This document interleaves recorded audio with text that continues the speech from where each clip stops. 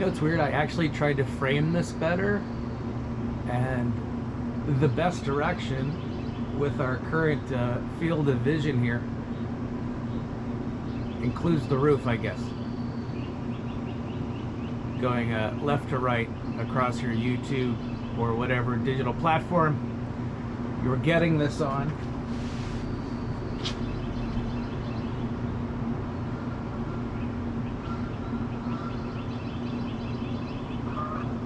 Get him. Did you wake up on the sunrise side of the mountain this morning?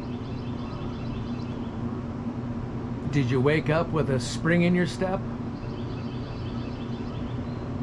A joyful heartbeat at the center of your reality?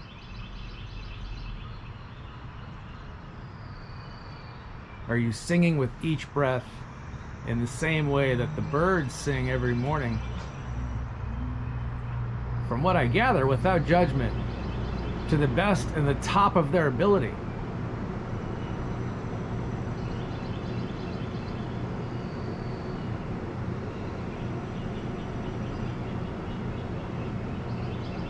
I am a YouTube addict. I like to admit that to the group. 8 hours a day? Is that a lot? I mean, lectures from Harvard, nerds from Europe, data scientists, magicians, comedians, ultra radical feminists. You ever watch those broads? Holy shit. If you look at my various profiles, it's a reference to the Cthulhu scene, which is an offshoot of the Plantationocene, which is an offshoot of the Anthropocene. One thing I'm endeavoring to make sense of, besides, you know, the order of operations that would unlock the simplicity of existing inside of reality to its fullness without judgment, and fully accepting and being an audience to and the biggest fan of now.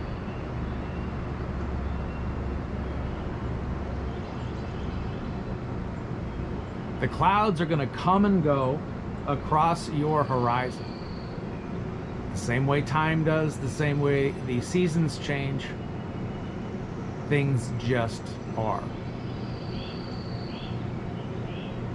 Listen to the birds. Are they disagreeing with me?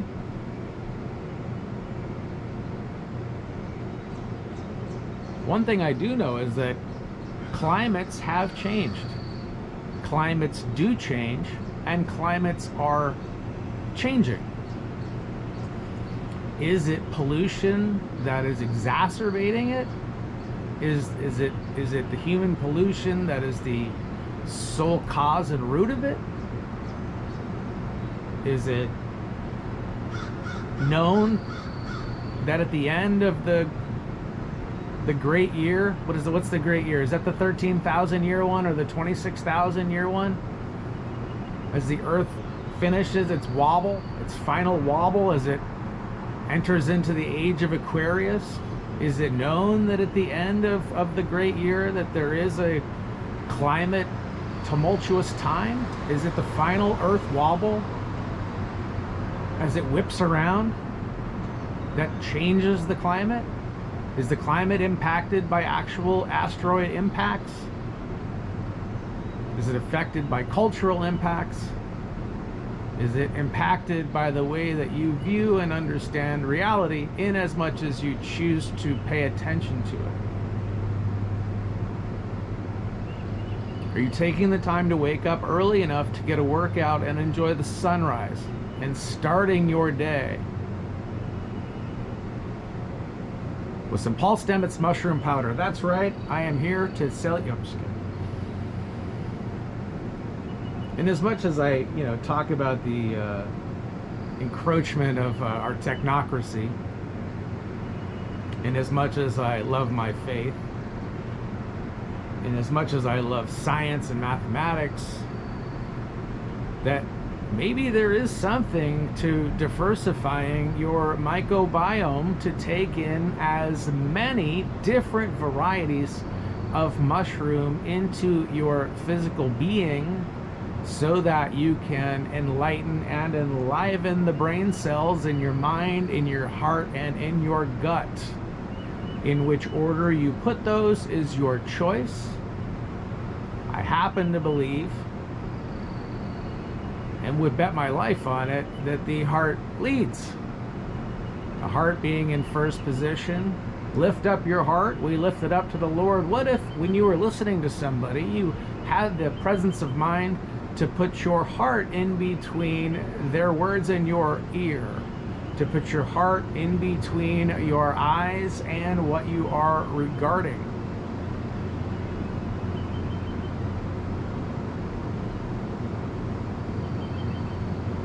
It's a choice.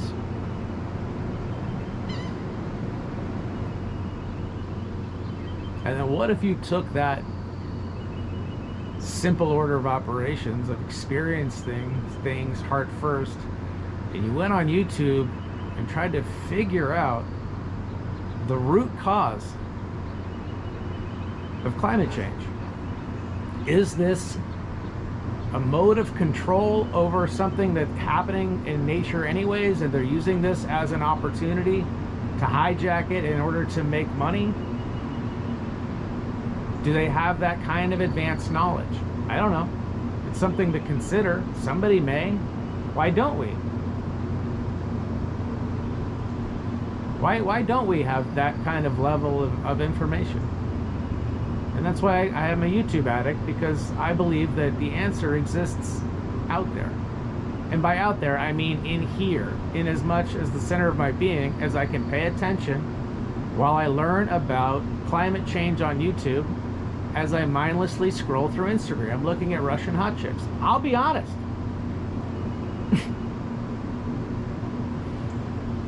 Anyways, you know, sometimes, who's it? Tim Ferriss said that if you want to get the news, just walk by a newsstand and just look at the headlines. That's all you need. I always thought that was a really, really cool idea, in that simplistic form of gathering information just based on the headline. And so when I saw Anna Singh's book, The Last Mushroom at the End of the World, I was like, well, what's this about? And it's not about tripping your balls off. It's about, you know, the planet turning into just a giant ball of plastic, and what life may look like when we are just existing in plastic. When humanity may or may not have regressed back to our original form, not all the way back to apes and gorillas, not all the way back to, not as far back as when we were, you know, family members with, you know, the cephalopods, but when we became a land-based entity, when we existed in the same kingdom and family as the mushroom itself. You know, something, and I'll jump around because yes, I have unchecked ADHD, and my Keurig has been kicking out some amazing coffee. Again, with the Paul Stamets and a special medicinal blend of other herbs and spices that I have ingested.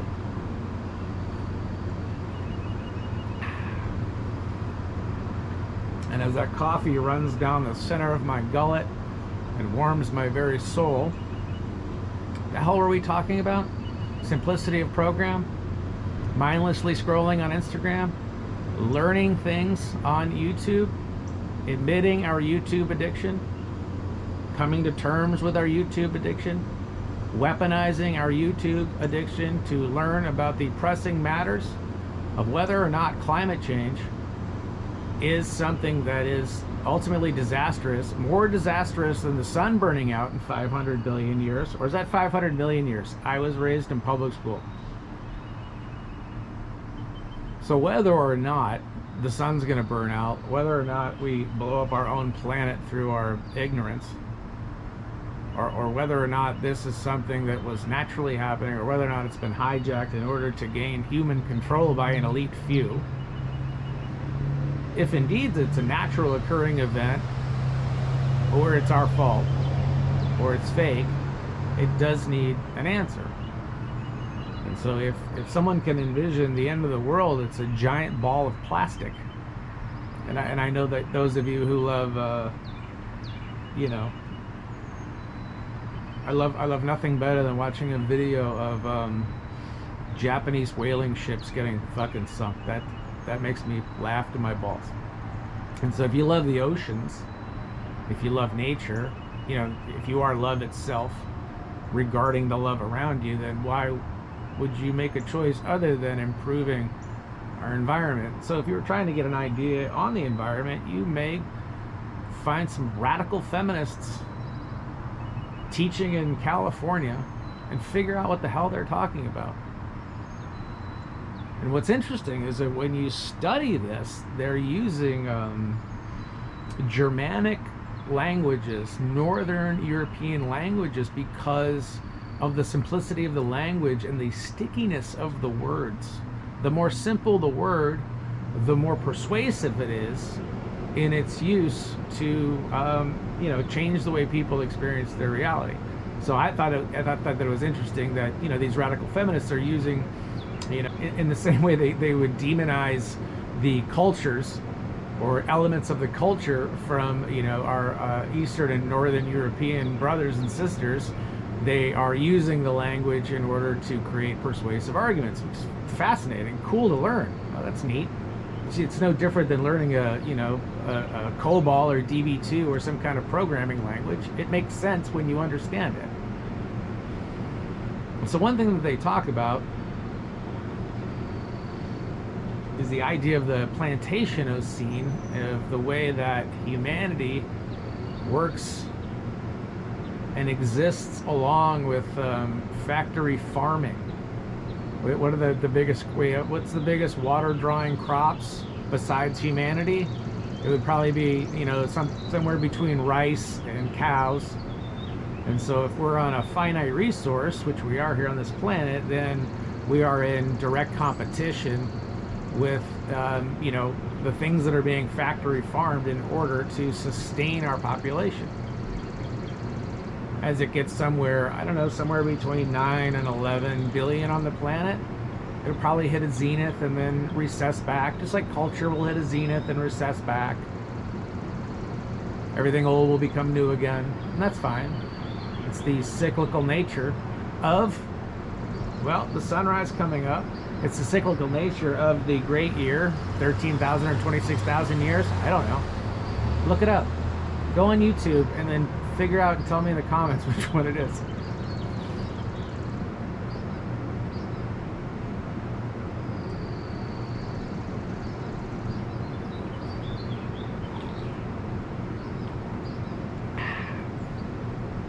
This is so good.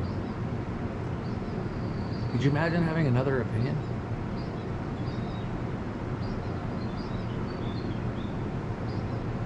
What kind of opinions do you think the birds are having right now?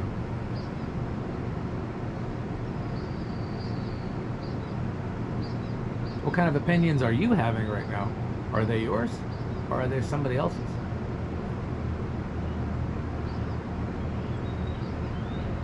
Anyways, what was interesting in the study of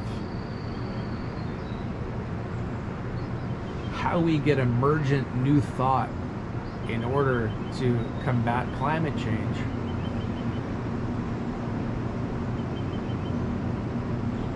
and partially why we're seeing, you know, the cultural destruction of the family unit and it takes a village, is because if you understand and know how indigenous cultures experience their reality, which is far different than how we experience our reality here in the West, with the nuclear family and with the relationships that we have as we, you know, fight against culture and fight against, you know, everyone in the process of their becoming.